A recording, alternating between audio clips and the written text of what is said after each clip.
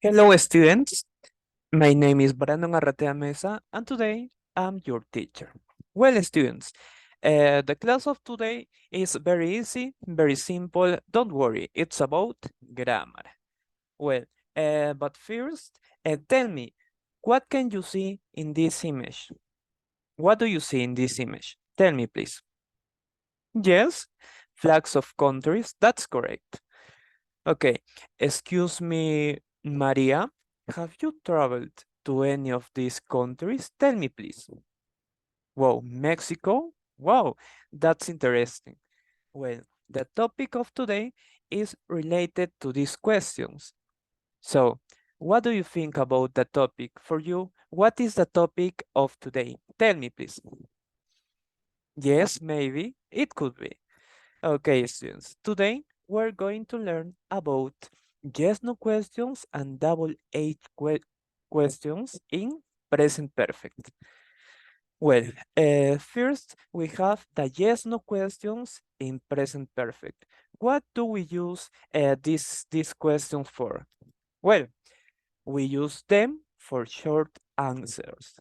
Remember, we use yes, no questions in present perfect for short answers. Don't forget. Well, here we have the structure of yes, no questions in present perfect. So, for you, what is first in the structure? Tell me, please, what do you think? Very good.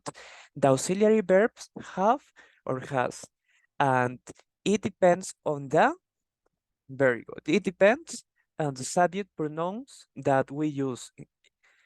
And what else?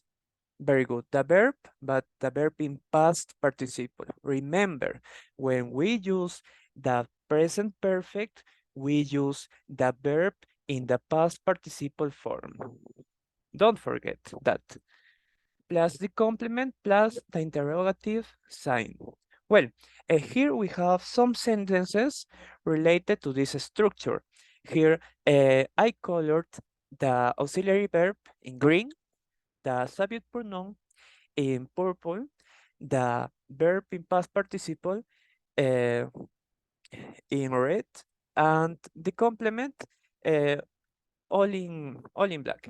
Well, here the subject pronoun here is you, and here very good she, and here they, and here he. And what about the verb in past participle in the first sentence? Tell me, Scott, what is the verb in past participle here? Very good, studied. And in the second sentence, traveled. And in the third question, worked. And here, gone. Very good. Well, here we have some questions.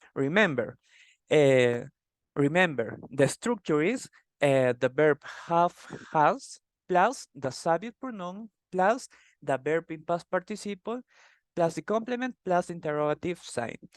But here we have, well, when we use the subject pronoun you, we have two possible answers. For example, in positive is yes, I have, yes, we have. And what about in negative? Tell me, please, what do you think? Very good. Yes, I haven't. No, we haven't. Well, here we have some examples. Have you played soccer? For you, Melanie, what are the possible answers? Very good. Yes, I have. No, I haven't. This is when the subject pronoun you is in singular. And what about when the subject pronoun you is in plural? Here we have an example. Have you traveled to China? What are the two possible answers here? Tell me, please. Um, Tell me, please, Luis. Very good. Yes, we have. No, we haven't. Well, similar to this, we have when we use the subject pronoun they. We have two possible answers. For you, Maria, what is a possible answer in positive? Very good. Yes, they have. And what about in negative? Tell me, please, Yomira. Very good. No, they haven't. Well, here we have some examples. Have they gone to the park? What are the two possible answers? Tell me, please, Pedro. Well, you're very smart. Yes. Yes, they have. No, they haven't. That's correct. And similar to this, we have other example. Have they visited Kotosh? Here we have the same. In positive, yes, they have. And in negative, no, they haven't. Well, well, here we have a question when we use the subject pronoun he. Here is similar, but we change the auxiliary verb. Remember, for he, she, and it, we use, in this case, the auxiliary verb has. Don't forget. So, in positive, the possible answer is yes, he has. And in negative is no, he hasn't. Well, here we have some examples. Has he played video games? For you, Mauricio. What are the two possible answers? Tell me, please. Very good. Yes, he has. No, he hasn't. That's correct. And similar to this, we have another example. Has he studied for the exam? What are the two possible answers? In positive, yes, he has. In negative, no, he has. Well, um, similar to this, we have when we use the subject pronoun she. Uh, Excuse me, Jorge. What are the two possible answers here? Tell me, please, for you. Very good. Yes, she has, and no, she hasn't. That's correct. See, well, here we have some examples. Has she watched TV? Uh, what are the answers here? Yes, she has. No, she hasn't. And what about this? Has she traveled to Japan? Yes, she has. No, she hasn't. Well, and here we have when we use the subject pronoun it. Excuse me, Scott, what are the two possible answers here? Very good. Yes, it has. No, it hasn't. Well, here we have some example. Has your team qualified for the World Cup? In positive, we respond, yes, it has, but in negative, no, it hasn't. Similar to this, we have another question. Has your dog eaten? Uh, the answers are yes, it has, no, it hasn't. Well, and now I have some questions for you, students. Please respond these questions. Excuse me, Maria, have you lived in Huánuco? Tell me, please. Yes, yes, you live. Okay, okay, that's interesting. Excuse me, Jorge, have you studied for the exam? Tell me, please. Yes? Okay, that's good. And for you, Scott, tell me, have you seen the World Cup matches? Yes, that's good. That's very interesting. Well, and now we have here the double H questions in present perfect. Well, students, remember, we use these questions for specific answers. Remember, we use double H questions in present perfect for specific answers. Okay. First, we have the structure of double H questions in present perfect. Well, here the structure is very similar, but before the, in this case, but before the auxiliary verb have or has, in this case we have the double H word. Very good. Let's see. First, the double H word plus the auxiliary verb have or has plus the subject pronoun plus the verb in past participle plus the interrogative sign.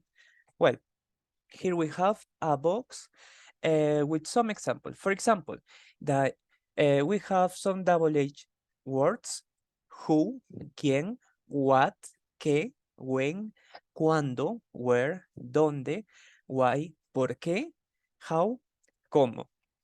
And here we have the auxiliary verb, have and has. Remember, when we use the subject pronouns he, she, and it, we use the auxiliary verb has. Very good. And for I, you, we, and they, have. Very good. You're very smart students. You're very smart students. Well, and similar to this, we have some verbs in past participle: gone, done, sing. Well, here we have some examples. Where have you studied English? Excuse me, Luis. Where have you studied English? At Tipna? Wow, that's interesting. And I have another question for you, Luis. Who have you studied with? Wow, with your brother? Wow, that's interesting. Well, students, here we have the structure: the double H word, the auxiliary verb have or has, the subject, and the past participle. For example, Scott, tell me, in the first sentence, for you, what is the double H word? Where? Very good. And for you, what is here the verb in past participle? Studied. Very good. Okay. About the second questions, the second question, tell me, Maria, for you, what is the double H word? Is who. Very good. And what about the verb in past participle? Very good. Similar to this is studied. Okay, that's correct. Here we can see the double H word, the auxiliary verb have or has, the subject, and the verb in past participle. Well, students, before finish the class, don't forget this. Well, in the questions in the present perfect, we use the verb in past participle. Don't forget that. What else? For the subject pronouns he, she, and it, we use the auxiliary verb has. Very good. And finally, for the subject pronouns I, you, we, and they, we use the auxiliary verb have. Before we finish this class, I have an activity for you students. Well, here we should make some sentences with the words in parentheses here. So, excuse me, Maria. What is the question here? Can you make the question? Okay. What is first for you? Very good. The auxiliary verb. In this case, the subject pronoun is you, and for this, the auxiliary verb is have. Very good. Okay. Have you, and what about the past participle of the verb read? Tell me, please. Very good. Is similar. Read, war, and peace. Have you read War and Peace? Let's check. Is correct. Okay. And finally, I have another question here. For you, Melanie, tell me, please, what is first here?